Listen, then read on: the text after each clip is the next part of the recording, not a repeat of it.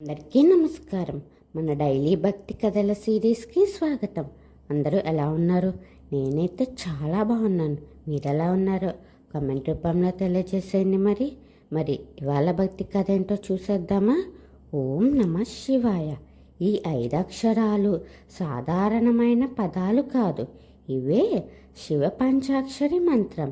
ఈ మంత్రం శివుని అత్యంత పవిత్రమైన మంత్రంగా పురాణాలు చెబుతాయి.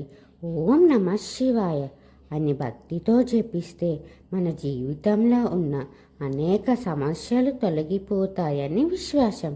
పంచాక్షరి అంటే 5 అక్షరాలు. నమ శివాయ. ఈ 5 అక్షరాలు 5 భూతాలను సూచిస్తాయి. నా భూమి, మా జలం, షి అగ్ని, వాయువు, యు ఆకాశం. ఈ 5 భూతాలతోనే ఈ ప్రపంచం నిర్మించబడింది. అందుకే ఓం నమ శివాయ అని జపించడం అంటే సృష్టి మొత్తం శక్తిని ఆరాధించడం అని భావిస్తారు. పురాణాలలో చెబుతున్నారు, ఒకసారి ఒక వేటగాడు అడవిలో రాత్రి గడిపాడు.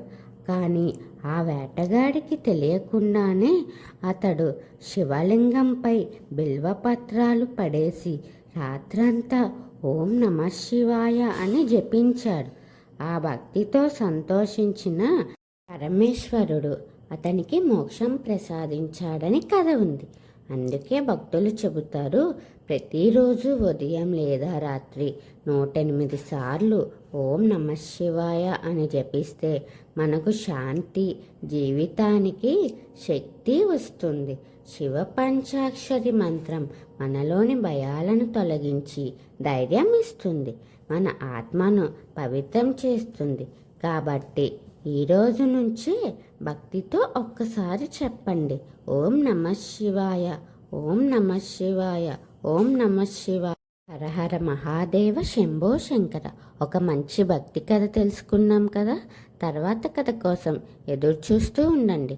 వీడియో నచ్చితే లైక్, షేర్, కామెంట్ చేయండి. మన ఛానల్ని సబ్స్క్రైబ్ చేయండి. ఓం శ్రీ మాత్రే నమః.